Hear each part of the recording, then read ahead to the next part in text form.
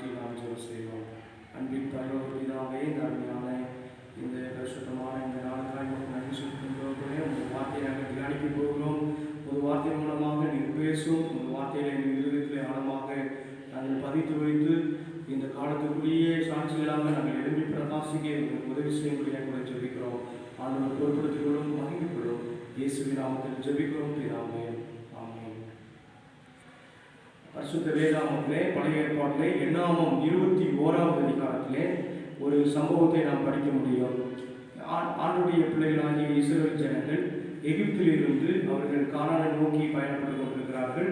அந்த பயணத்திலே அவர்களுக்கு ஏற்பட்ட அனுபவம் நமக்கு ஒரு பாடமாக இருக்கிறது. என்ன அனுபவப்பட்டார்கள் என்றால், அவர்கள் வனாந்தரத்திலே அவர்கள் போய் கொண்டிருக்கும் பொழுது ஆண்டவர் அவர்களை பாதுகாத்தார். ஆண்டவர் அவர்களை அக்னி ஸ்தம்பத்தினாலேயும் பகலிலே மேக ஸ்தம்பத்தினாலேயும் வானத்தின் தானியத்தை கொடுத்து தூதர்களின் அப்பத்தை கொடுத்து போஷித்து நடத்தி வந்தார். ஆனால் அவர்களுக்கு ஒரு அனுபவம் ஏற்பட்டது. என்னவென்றால், வனாந்தரத்திலே அவர்கள் கொள்ளிவாய் சர்ப்பங்களினாலே அவர்கள் தீண்டப்பட்டார்கள். அதற்கு ஆண்டவரை நோக்கி நாங்கள் பாவம் செய்தோம் என்று சொல்லி பாவத்தை அறிக்கை செய்து முறுமுறுப்பை அறிக்கை செய்து வேண்டின போது ஆண்டவர் விடுதலை கொடுத்தார். என்ன விடுதலை கொடுத்தார்? மோசையின் மூலமாக ஒரு கம்பத்திலே ஒரு வெண்கல சர்ப்பத்தை நிறுத்த செய்து அந்த வெண்கல சர்ப்பத்தின் மூலமாக அதை நோக்கி பார்த்தவர்கள் யாவரும் என்ன செய்தார்கள்? அவர்கள் ஜீவன் பெற்றார்கள், உயிர் பெற்றார்கள், மரணத்திலிருந்து அவர்கள் வெற்றி பெற்றார்கள். இந்த சமூகத்தை தான் நாம் 21வது அதிகாரத்தில் 4வது வசனத்திலிருந்து நம்ம பார்க்க முடியும். பிரியமானவர்களே, இங்கு இந்த சமூகத்தை படித்த ஒரு அன்பான சகோதரர் ஒருவர் என்னிடம் ஒரு கேள்வி கேட்டார். வடுசர்ப்பம் என்றாலே சாத்தான் தானே? அந்த வடுசர்ப்பத்தை வணங்க முடியுமா?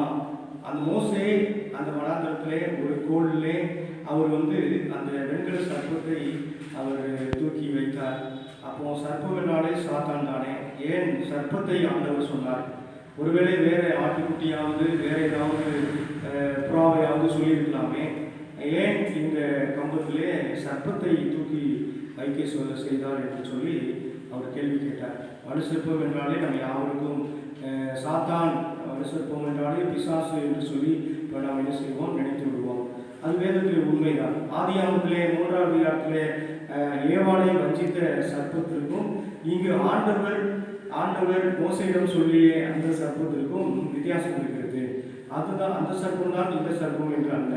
நாம் என்ன செய்யக்கூடாது? அந்த சம்பவத்தையும் இந்த சம்பவத்தோடு இணைத்து பேசக்கூடாது. ஆனால் ஒன்று மட்டும் நிச்சயம், ஆதியாகமத்திலே ஆண்டவர் ஏவாள் வாழ்க்கையை நாம் பார்க்கும் பொழுது வேதத்தில் வாசிக்கிறோம். ஆதியாகமம் 3வது அதிகாரத்திலே பார்க்கிறோம். ஆதியாகமம் 3வது அதிகாரத்திலே முதல் வசனத்தை நாம் வாசிப்போம். நாம் வேதத்திலிருந்து நான் உங்கள் மத்தியிலே வாசிக்க ஆசைப்படுகிறேன். 3வது அதிகாரத்திலே முதல் வசனம், தேவனாகிய கர்த்தர் உண்டாக்கின சகல காட்டு ஜீவன்களை பார்க்கிலும் சர்ப்பமானது தந்திரமுள்ளதாய் இருந்தது.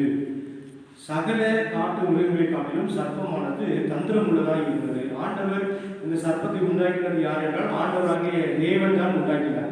எல்லா ஜீவராசிகளையும் படைத்த ஆண்டவர் இந்த சர்ப்பத்தை செய்தார், உண்டாக்கினார். இந்த சர்ப்பம் எப்படி இருந்துச்சா? தந்திரமுள்ளதாய் இருந்தது. ஆண்டவர் உருவாக்கும் போது அது எப்படி இருந்தது என்று தீர்க்கதரிசன புஸ்தகத்திலே பேட்ரியாக்ஸ் அண்ட் ப்ராபர்ஸ் என்கிற தீர்க்கதரிசன புஸ்தகத்தை நாம் வாசிக்கும் பொழுது அது அழகாக இருந்தது, மினுக்காக இருந்தது. பறக்கக்கூடிய இறக்கைகளை கூட இந்த சர்ப்பம் வைத்திருந்ததாம். அது அப்படியே வெள்ளியை போல அப்படியே ஒரு பொன்னிறமாக அது காணப்பட்டது. அப்படியே பறந்து சென்றது, ஒவ்வொரு மரமாய் உட்கார்ந்து அதன் கனிகளை புசித்தது என்று எலன்ஜி வைட்டமேர் அவர்கள் இந்த ஆவியாமத்தை பற்றி அவர்கள் எழுதும்போது புத்தகத்தில் எழுதுகிறார்கள். ஆவியானவரால் ஏவப்பட்டு அவர்கள் தரிசனத்திலே பார்த்ததை அவர்கள் என்ன செய்கிறார்கள்? எழுதுகிறார்கள். பிரியமானவர்களே, வலுசர்ப்பமானது அவ்வளவு படைப்பிலே மிக சிறந்த ஒரு பிராணியாக அது காணப்பட்டது. ஆனால் வேதத்திலே வாசிக்கும்போது ஆதியாகமம் 3:1 அது தந்திரமுள்ளதாக இருந்தது. சகல காரியங்களும் தேவன் உண்டாக்கின சகல நாட்டு காட்டு மிருகங்களிலே என்று பார்க்கிறோம். அப்போ தேவன் தான் உண்டாக்கினார். சர்ப்பத்தை உண்டாக்கினது யார் என்றால் தேவன் உண்டாக்கினார். ஆனால் இந்த பிசாசு அந்த சர்ப்பத்தை பயன்படுத்தி விட்டார். அந்த தீர்க்கதரிசனத்தை தொடர்ந்து படிக்கும் பொழுது அந்த ஏதேன் தோட்டத்திலே பிசாசானவன் இந்த சாத்தான் என்ன செய்தார் என்றால் இந்த சர்ப்பத்தை ஊடகமாக பயன்படுத்தினார். சர்ப்பத்தை ஒரு கருவியாக பயன்படுத்தினார்.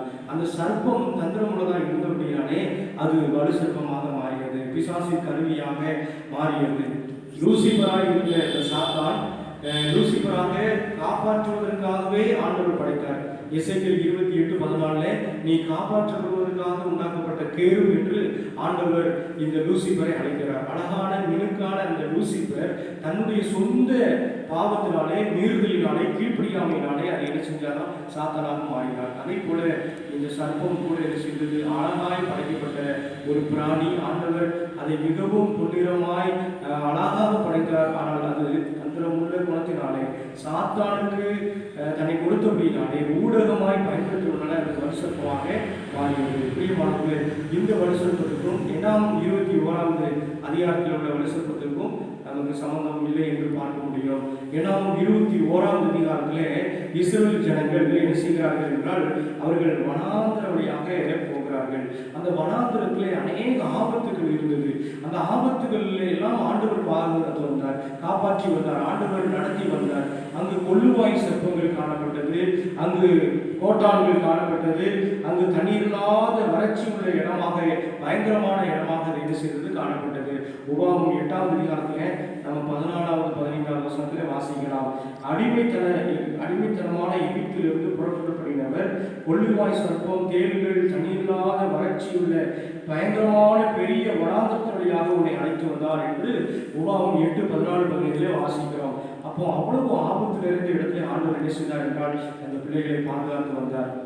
அவர்கள் வஸ்திரம் பழசாய் மாறவில்லை, அவர்கள் செருப்பு தெரியவில்லை, அவர்கள் வானத்தின் தானியம் தூதர்களின் அப்பத்தை மன்னாவை அவர்கள் ருசித்தார்கள். அவர்கள் கண்மலிலிருந்து ஆண்டவர் தண்ணீர் தந்தார். எத்தனையோ அற்புதங்களை செய்து ஆண்டவர் என்ன செய்தார் என்றால் அவர்கள் நடத்தி வந்தார். கொள்ளிவாய் சர்ப்பங்கள் காணப்பட்டது, தேள்கள் காணப்பட்டது. ஆனால் ஒரு நாளும் அது என்ன செய்யவில்லை, அவர்களை தீண்டவில்லை. ஒரு தடவை கூட தீண்டுவதற்கு ஆண்டவர் அனுமதிக்கவில்லை. பிறகு ஏன் வந்தது என்று நீங்கள் வாசிக்க வேண்டும் என்றால், நீங்கள் 21வது அதிகாரத்தில் என்னோடு சேர்ந்து நீங்கள் வாசிக்கும்படி உங்களை தயவாய் நான் கேட்டுக்கொள்கிறேன்.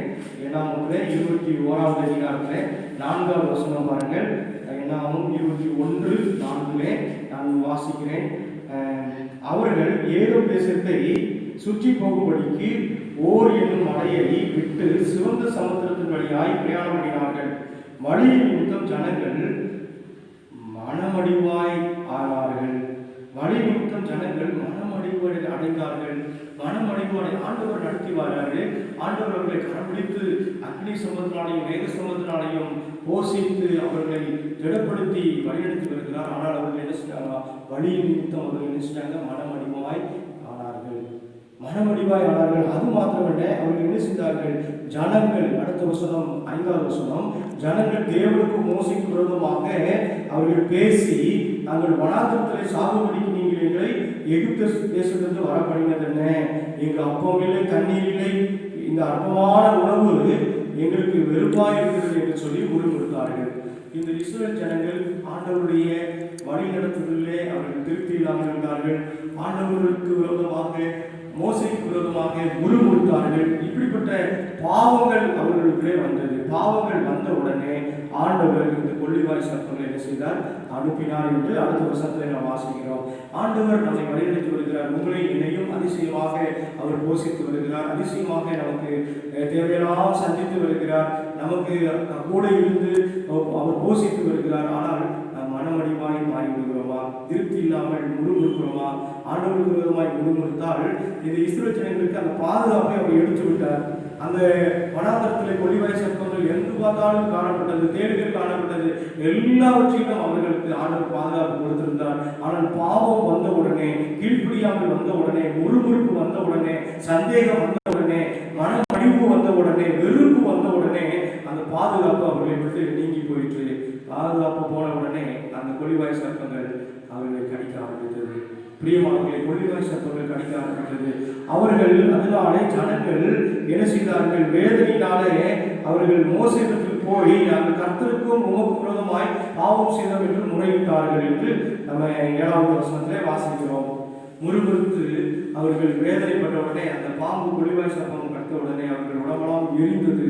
அப்படியே தீ பற்றி எரிவது போல அவர்கள் ஒரு ஒரு பெரிய காயத்தை, ஒரு பெரிய எரிச்சலை அவர்கள் உணர்ந்தார்கள். சரீரத்தில் எரிச்சலை உணர்ந்தார்கள். உடனே மோசையில போய் பாவத்தை அறிக்கை செய்து ஜெபிக்கிறார்கள். ஆண்டவர் மனது உருகிறார். இன்னைக்கு நம்ம பாவத்தை அறிக்கை செய்து ஜெபிக்கும் பொழுது ஆண்டவர் மனது உருகிற தெய்வமாக இருக்கிறார். அவர் நமக்கு இறங்கி உதவி செய்கிற தெய்வமாக இருக்கிறார். உடனே மோசையிடம் சொன்னார். அவர் என்ன சொன்னார் என்றால், ஒரு அழகான ஒரு கோலிலே, ஒரு குச்சியிலே ஒரு என்ன செய்தார் என்றால், ஒரு மரத்திலே இந்த ஒரு சர்ப்பத்தின் உருவத்தை செய்து அதை நீ தொங்க விடு என்று சொன்னார். உருவத்தை செய்து அதை ஒரு கம்பத்தின் மேல் தூக்கி வை என்று அவர் கட்டளையிட்டார். அதே போல இந்த மோசே வெண்கல சர்ப்பத்தை செய்தார். அது இயேசு கிறிஸ்துவுக்கு அடையாளமாக அவர் செய்தார். இயேசு கிறிஸ்து அவர் அடிக்கப்பட வேண்டும் என்பதற்கு அடையாளமாக அவர் செய்தார் என்பதை நம்ம என்ன செய்கிறோம் பார்க்கிறோம். பிரியமானவர்களே, இந்த பாதுகாப்பு நீங்கின உடனே, அவர்கள் பாவ அறிக்கை செய்த உடனே ஆண்டவர் ஒரு ஒரு வழிமுறையை சொன்னார். சர்ப்பம் என்றாலே ஒரு சாபம். இந்த சாபத்துக்கு வியாதிக்கு காரணம், மரணத்துக்கு காரணம் அந்த சர்ப்பம். அதனால அந்த சர்ப்பத்தை நோக்கி பார்த்த உடனே இதெல்லாம் எங்களுடைய வேதனைக்கு காரணம் என்று சொல்லி அவர்கள் விமோசனம் அடைந்தார்கள், விடுதலை அடைந்தார்கள். வெண்கலம் ஒரு உறுதியை காண்கிறது. வெண்கலம் நல்ல ஒரு பலத்தை காட்டுகிறது. பலமுள்ள சர்ப்பம், பலமுள்ள உறுதியான அந்த வெண்கல சர்ப்பத்தை நோக்கி பார்க்கும்படி அவர்கள் அழைக்கப்பட்டார்கள். யாரெல்லாம் நோக்கி பார்த்தார்களோ அவர்கள் பிடித்துக் கொண்டார்கள். சிலர் முறுமுறுத்தார்களாம், சிலர் முறுமுறுத்தார்கள். ஆனால் முறுமுறுத்தவர்களுக்கு அற்புதம் நடக்கவில்லை. யாரெல்லாம் கீழ்ப்பிடித்து நோக்கி பார்த்தார்களோ அவர்களுக்கு உயிர் வந்தது. அந்த சர்ப்பத்தை குறித்து யோவான் 3:14 பார்க்கிறோம். மனுஷர்க்குமானது மோசையினால் வனாந்தரத்திலே உயர்த்தப்பட்டது போல மனுஷர்க்குமாரனும் தன்னை விசுவாசிக்கிறவன் எவனோ அவன் கெட்டு போகாமல் நித்திய ஜீவனை அடைவதற்கு உயர்த்தப்பட வேண்டும். என்ன ஆண்டவர் சொல்கிறார் பாருங்க. மனுஷகுமாரன் சிலுவையில் அடிக்கப்பட வேண்டும் என்கிற சத்தியத்தை ஆண்டவர் பழைய ஏற்பாட்டிலே இஸ்ரவேல் ஜனங்களுக்கு சொல்கிறார். அவரே சாபமாய் மாறினார். அவரே பாவமில்லாத கிறிஸ்து நமக்காக பாவமானார். பாவமில்லாத கிறிஸ்து நமக்காக பாவமானார். மரித்து தான் மரணத்திலிருந்து அவதிப்பட்ட பிள்ளைகளை அவர் என்ன செய்தாரே விடுதலை கொடுத்தார். மரணத்திலே அவதிப்பட்ட பிள்ளைகளுக்கு பாவத்தினாலே மரணம் வந்தது. அந்த மரணத்திலிருந்து காப்பாற்றுவதற்காக அவரே மரணத்தை என்ன செய்தார், உத்தரித்தார். ரட்சிப்பின் திட்டத்தை அவர் வெளிப்படுத்தினார். ரட்சிப்பின் திட்டம் அங்கு காட்டப்பட்டது. சர்ப்பம் அது சாபத்துக்கு அடையாளம். ஒருவேளை கீழ்ப்படியாமை, ஒரு பாவம் வந்ததினாலே தண்டனை வந்தது. அந்த தண்டனையின் சுரூபமாக ஆண்டவர் என்ன செய்தார், அவர் தம்மை தாமே அவர் ஒப்பு கொடுத்தார். Experiencing faith, sacrifice of Jesus Christ. இயேசு கிறிஸ்துவின் தியாகத்தை நம்ம பார்க்க முடியும். இயேசு கிறிஸ்துவின் தியாகத்தின் மூலம் தான் சத்துருடைய சூழ்ச்சிகள் முறியடிக்கப்பட்டது என்பதை பார்க்கிறோம். எளிமையான ஒரு வழியை ஆண்டவர் ஏற்பாடு செய்தார். சிறந்த மருந்து, அந்த விஷத்தை முறிக்கக்கூடிய மருந்து என்னவென்றால் இயேசுவை நோக்கி பார்த்தல், அந்த சிலுவையை நோக்கி பார்த்தல். முன்னால் எடுப்பது போல இந்த சர்ப்பத்தின் சாபத்தை அவர் என்ன செய்தாரே, சிலுவையிலே அவர் சாபமாக மறித்தார். கலாத்தியர் 3:13 பார்க்கிறோம். மரத்தில் தூக்கிலிடப்பட்டவன் எவனும் சபிக்கப்பட்டவன் என்று எழுதியிருக்கிறதே.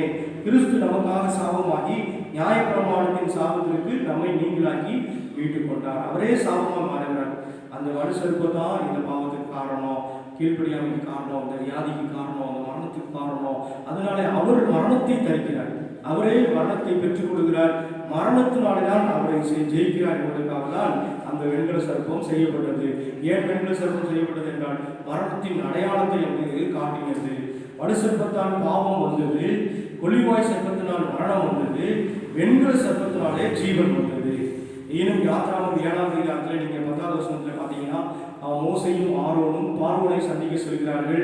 அங்கு அந்த கோடை ஆரோன் போட்ட உடனே அது சர்ப்பமாக மாறியது. அந்த பார்வோன் உடனே அவருடைய அரண்மனையில் இருக்கிற மந்திரவாதிகள் எல்லாரையும் கூப்பிட்டு அதேபடி செய்ய சொன்னார். உடனே அந்த மந்திரவாதிகளும் தங்கள் கோள்களை போட்டபோது அதுவும் சர்ப்பமாகி மாறியது. மோசே போட்ட அந்த ஆரோன் போட்ட கோள் சர்ப்பமாக மாறியது. ஆனால் அந்த மந்திரவாதி போட்ட கோளும் சர்ப்பமாகி மாறியது. ஆனால் என்ன நடந்தது என்றால் நம்ம எல்லாருக்கும் தெரியும். என்ன என்றால் மந்திரவாதிகள் ஒவ்வொரு தன் கோடை போட்ட போது சர்ப்பங்களாக மாறியது. ஆனால் ஆரோனுடைய கோளோ அவருடைய எல்லா சர்ப்பத்தையும் விலக்கி போட்டது. அந்த ஆரோனுடைய அந்த கோல் மற்ற எல்லா சர்ப்பத்தையும் நீங்கி போட்டது. அதே போல ஆண்டவர் நமக்கு எல்லாவற்றையும் அதிகமாக நம்மை ஆசீர்வதிக்க விரும்புகிறார். அவர் பெரியவர். அவர்கள் உத்தரித்த மரணத்தின் நிமித்தமாக நமக்கு நித்திய மரணத்திலிருந்து விடுதலை கொடுத்திருக்கிறார். மரணம் உபாதையிலிருந்து ஆண்டவர் நமக்கு விடுதலை கொடுத்திருக்கிறார் என்பதை நம்ம என்ன செய்கிறோம் பார்க்கிறோம். ஏன்னாமும் 21ஆம் அதிகாரத்திலே அந்த கொள்ளிவாய் சர்ப்பம் அது ஒரு ஆண்டவருடைய கருவியாக, நியாயத்தீர்ப்பின் கருவியாக அது பயன்படுத்தப்பட்டது. God's instrument of judgment for sin, ஆண்டுடைய நியாயத்தீர்ப்பின் அடையாளமாக காணப்பட்டது. வெண்கல சர்ப்பமோ அது instrument of healing for those who punished for sin. Instrument of healing for those who punished for sin. பழைய காலத்திலே நம்ம ஏன்ஷியன்ட் ப்ராக்டிஸ் அல்லது ஏன்ஷியன்ட் மெடிக்கல் அப்ரோச் எப்படி இருந்தது என்றால், பெலிஸ்தியர்கள் காலத்தில் இஸ்ரவேலர்கள் இருக்கிற காலத்தில் பார்க்குமானால் ஒரு ஆப்ஜெக்ட் மூலமாக ஒரு பிரச்சனை வந்தால் அதே ஆப்ஜெக்ட் மூலமாக பிரச்சனையை தீர்ப்பார்கள். அதை தான் நம்ம 1 சாமுவேல் 6ஆம் அதிகாரத்திலேயும் 5ஆம் அதிகாரத்தில் வாசிக்கிறோம். உடன்படிக்கை பெட்டியை பெலிஸ்தியர்கள் எடுத்துக்கொண்டு போய்விட்டார்கள். அப்பொழுது பெலிஸ்தியர்கள் மத்தியிலே அந்த தாகோன் கோயிலே அந்த பெட்டியை வைக்கிறார்கள். ஆண்டுடைய பெட்டிக்கு முன்பாக தாகோன் உடைந்து விழுந்து கிடந்தது. உடனே பெட்டியை இஸ்ரவேல் அனுப்பணும்னு சொல்லிட்டு அவங்க வரும்பொழுது அந்த வாதை ஏற்படுகிறது. மூல வியாதியினாலே பெலிஸ்தியர்கள் அவதிப்பட்டார்கள். அந்த மூல வியாதிக்கு அடையாளமாக 6ஆம் அதிகாரத்தில் 1 சாமுவேல் 6:5 வாசிக்கும் பொழுது, உங்கள் மூல வியாதியின் தேசத்தை மூல வியாதியின் சாபமான சாயலான சுரூபங்களிலே உங்கள் தேசத்தை கெடுத்து போட்ட சுண்டலிகளின் சாயலாக சுரூபங்களை நீங்கள் உண்டு பண்ணி இஸ்ரவேலின் தேவனுக்கு மகிமையை செலுத்துங்கள். அப்பொழுது ஒருவேளை உங்கள் மேலும் உங்கள் தேவன் உங்கள் தேசத்தின் மேலும் இறங்கியிருக்கிற அவருடைய கை விலகும் என்று சொன்னார். ஆகையால் உங்கள் மூல வியாதியின் சாயலான சுரூபங்களை உங்கள் தேசத்தை கெடுத்துக் கொண்ட சுண்டலிகளின் சாயலான சுரூபங்களையும் நீங்கள் உண்டு பண்ணி இஸ்ரவேலின் தேவனுக்கு மகிமையை செலுத்துங்கள் என்றார்கள். அப்படி என்றால் அவர்கள் ஒரு பிரச்சனைக்கு என்ன செய்கிறார்கள், அதற்கு காரணமான அந்த சொருபங்களை உண்டாக்கி அவர்கள் என்ன செய்கிறார்களா, கிறிஸ்துவுக்கு அவர்கள் மகிமையை செலுத்தினார்கள், அப்படியே அனுப்பிவிட்டார்கள் என்று நம்ம வாசிக்கிறோம். மீத உள்ள பகுதியெல்லாம் நம்ம தனியாக படித்துக் கொள்ள வேண்டும். அந்த சொருபங்களை வைத்தார்கள். அதே போல அந்த ஒரு பிரச்சனை மூலவியாதியின் அடையாளமாக அதை என்ன செய்தார்கள், வைத்தார்கள். அதே போல இந்த கொள்ளிவாய் சர்ப்பத்திற்கு அடையாளமாக அந்த வெண்கல சர்ப்பம் உயர்த்தப்பட்டது. இது பனிஷ்மெண்ட் கொடுத்தது, அது விமோச்சனம் கொடுத்தது, விடுதலை கொடுத்தது என்பதை பார்க்கிறோம். ஆண்டவர் இந்த சர்ப்பத்தை கூட என்ன செய்கிறார், பயன்படுத்துகிறார் என்று கூட நாம் சொல்ல முடியும். Look with obedience. இந்த இஸ்ரவேல் ஜனங்கள் யாரெல்லாம் அதை விசுவாசத்தோடு பார்த்தார்களோ, கீழ்ப்படிந்து பார்த்தார்களோ, மோசேயின் வார்த்தையை கேட்டு கீழ்ப்படிந்து பார்த்தார்களோ, அவர்கள் ஜீவன் பெற்றார்கள், மற்றவர்கள் மரித்து விட்டார்கள். இன்னைக்கு கூட நம்ம ஆண்டுடைய பிள்ளைகளாக அவர்கள் வார்த்தைக்கு கீழ்ப்படிந்து அவரை நோக்கி பார்க்கும் பொழுது ரட்சிப்பு நமக்கு கிடைக்கிறது. ஏனென்றால் நம்ம எபிரேயர் 2ஆம் அதிகாரத்திலே 14வது வசனத்தில் வாசிக்கிறோம், மரணத்துக்கு அதிகாரியான பிசாசானவரை ஆண்டவர் தமது மரணத்தினாலே ஜெயித்தார் என்று பார்க்கிறோம். மரணத்தினாலே அவர் ஜெயிக்கிறார். அப்படி என்றால் அந்த சர்ப்பம் தான் காரணம். அந்த சர்ப்பத்தை வைத்து அவர் ஒரு விடுதலையை என்ன செய்கிறார், கொடுக்கிறார். முல்லை வைத்து முள்ளால் எடுப்பது போல, முள்ளால் எடுப்பது போல ஆண்டவர் என்ன செய்கிறார், அற்புதம் செய்கிறார். இங்கு 1 Corinthians 1:18 வாசிக்கிறோம், சிலுவை பற்றின உபதேசம் கெட்டு போகிறவர்களுக்கு பைத்தியமாய் இருக்கிறது, ரட்சிக்கப்படுகிற நமக்கோ அது தேவபலனாய் இருக்கிறது. சாத்தான் அந்த ஆதியாகமம் 3ஆம் அதிகாரத்திலே அந்த வலு சர்ப்பத்தை பயன்படுத்துகிறான். அது தனிச்சையாக செயல்பட்டு பாவத்தை கொண்டு வந்தது, மரணத்தை கொண்டு வந்தது. ஆனால் பாவம் செய்த இஸ்ரவேல் ஜனங்கள் ஆண்டுடைய பாதுகாப்பை இழந்து கொள்ளிவாய் சர்ப்பத்தினுடைய தண்டனைக்கு ஆளாகிறார்கள். ஆனால் மோசையால் உயர்த்தப்பட்ட அந்த வெண்கல சர்ப்பம் ஆண்டவரின் ரட்சிப்பின் திட்டத்தை வெளிப்படுத்தி அந்த இஸ்ரவேல் ஜனங்களுக்கு அந்த விமோசனத்தை, ஜீவனை செய்து கொடுக்கிறது. பிரியமானவர்களே, ஆண்டவருடைய சத்தியத்தை அறிவு பிள்ளைகளாய் கீழ்ப்பிடித்து அவரை நோக்கி பார்க்கும்போது ஆண்டவரை என்ன செய்கிறார், ஆசீர்வதிக்கிறார். எண்ணாமத்திலே வலு சர்ப்பம் என்று பார்க்கிறோம். ஆண்டுடைய கருவியாக அதில் இருந்து விடுதலை கொடுப்பதை நாம் பார்க்கிறோம். ஆண்டவருக்கு கீழ்ப்பிடித்து இருப்போம். ஆண்டவர் வார்த்தையை நமது வாழ்க்கையில அபியாசித்து அவரை நோக்கி பார்க்கும் பொழுது நமக்கு ஜீவன் உண்டு என்பதை நாம் பார்க்கிறோம். நானே வழியும் சத்தியமும் ஜீவனுமாய் இருக்கிறேன் என்று சொன்ன ஆண்டவர் நம்மை பாதுகாத்து ஆசீர்வதிப்பாராக. ஆமென்.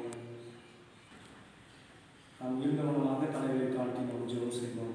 அன்பின் பரமபிதாவே, நன்மையான இந்த நாளிலே உமது வார்த்தையை நாங்கள் தியானித்தோம் ஐயா. எல்லாம் 21ஆம் அதிகாரத்திலே நாங்கள் ஆண்டவரே கொள்ளிவாய் சர்ப்பம் ஆண்டவரே உமது தண்டனையின் கருவியாக பாவம் செய்யும் பொழுது பட்சித்தது என்பதை பார்க்கிறோம். ஆண்டவரே பாவ அறிக்கை செய்யும் பொழுது ஆண்டவரே வெண்கல சர்ப்பத்தினால் ரட்சிப்பின் திட்டத்தை நீர் ஆண்டவரை நிரூபித்து காட்டினீர், விலக்கி காட்டினீர் என்பதை பார்க்கிறோம்ப்பா.